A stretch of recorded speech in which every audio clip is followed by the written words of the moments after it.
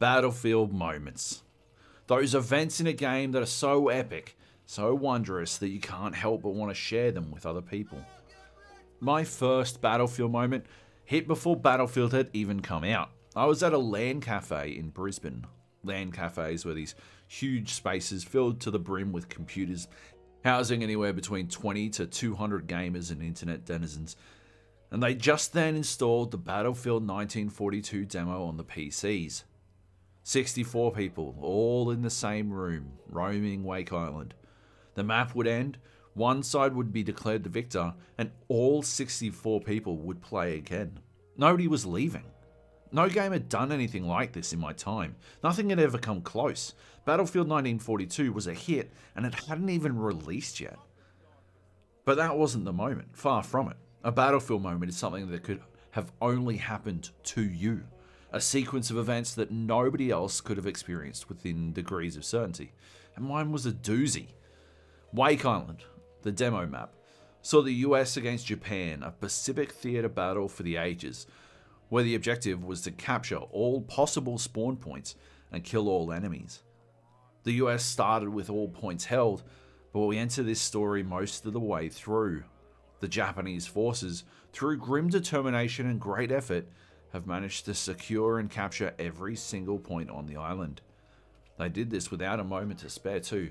Their tickets are all but bled dry, and they were destined to lose if not for this Hail Mary play. And so it was that there were just 3 US soldiers left on the island. Me and 2 other guys. We'd been pushed off the south side of the island, unable to hold it alone against the overwhelming masses against us.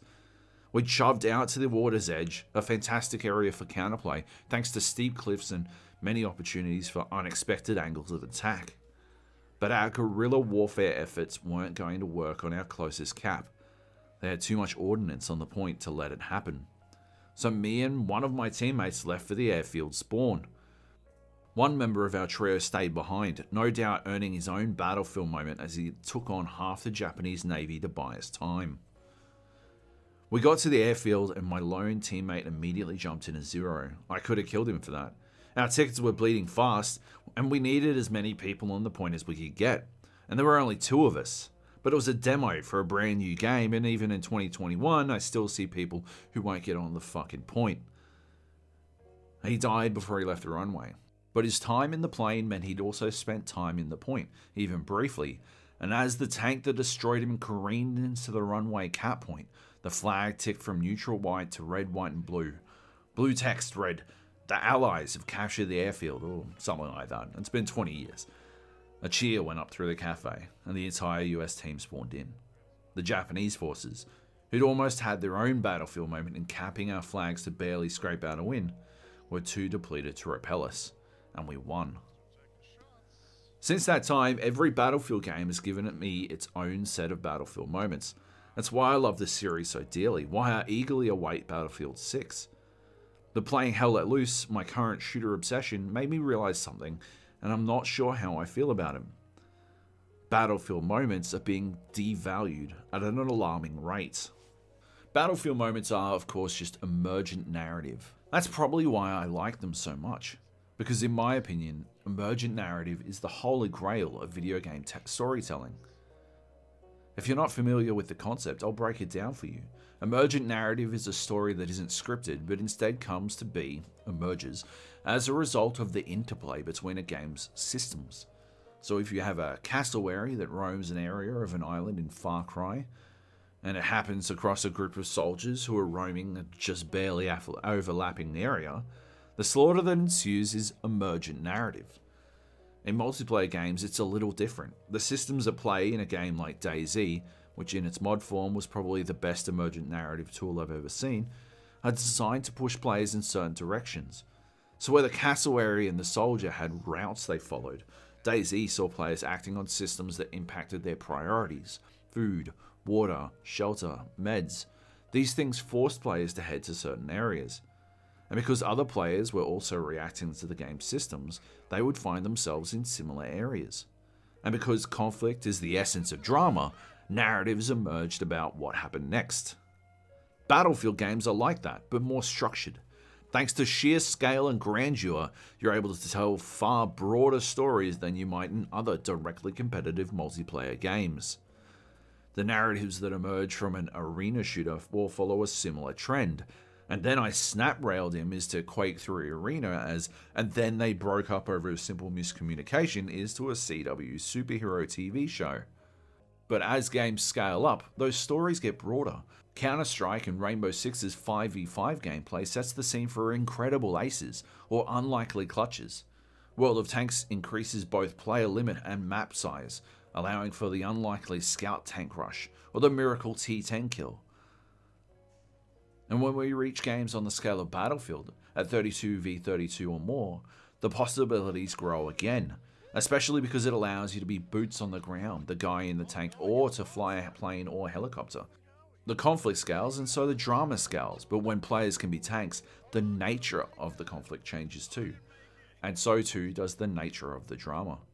So it is that we have Battlefield moments where a gruesome twosome of Special Forces commandos can sneak behind enemy lines in Battlefield 2 and blow up the commander's trailer, giving their own team the boost in morale and brief extra momentum they need to take the win. That's one of my favourite memories of Battlefield 2, playing with my mate Heath at the time. It felt like it took forever, but when we accomplished our task it felt epic. Or when, being strafed by an Apache, you shoot it down with your dumbfire RPG only to have it crash land directly at you, sliding its way to your feet like a dead kaiju. Bad Company 2 was full of crazy shit like that. But as the series continued, those moments became more and more common. A dam blowing up was epic the first time it happened, but thanks to Levolution, it started to become the norm. Sandstorms and trains and blimps meant crazy shit started happening all the time. And as a result, the Battlefield moment was devalued. Not worthless, but worth less. Because these constructed moments, they're not as unique. Certainly they're still your own, but as the pace of the game ramps up and the set pieces fly in, the Battlefield moment suffers. Contrast this with my current game du jour, Hell Let Loose. Hell Let Loose definitely has Battlefield moments. Those times when the stars align to create an epic tale for you and your team, when you've done the unthinkable or unexpected and managed to come away with success. And while recency bias might be at play, I think Hell Let Loose has better Battlefield moments than recent Battlefields for a different reason, because it is happy to let players create them. In its rush to streamline the Battlefield moment concept, to manufacture them in a way that everyone could get a taste, Battlefield games removed the player from the situation and depersonalized the emergent narrative. Battlefield 5 did a decent job of returning the player to the mix, but it still holds players' hands a lot of the time. Put short, Battlefield was creating moments for players, not allowing players to create moments. Basically, the sovereign state of Battlefield ordered its treasury to start printing currency, creating inflation in the Battlefield moment economy.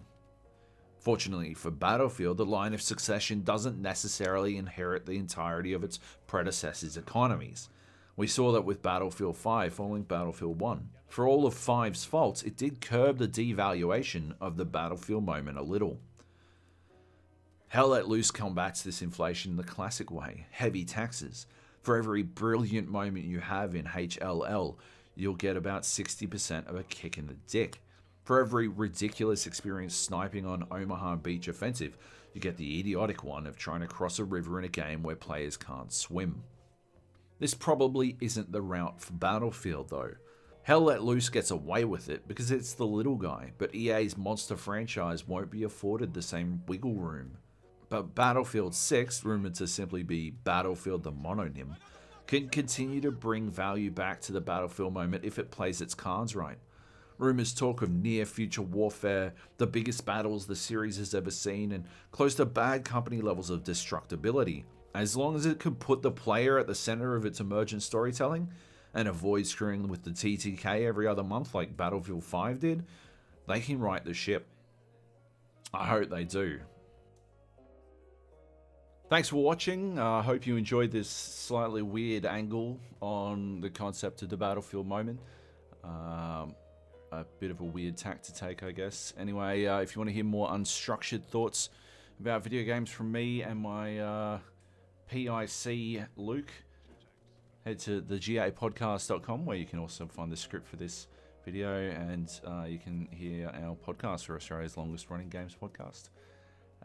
You can probably tell also that I recorded this at a different time to the rest of the script. That's because I forgot. Anyway, I'll catch you on the next one. Love you, bye.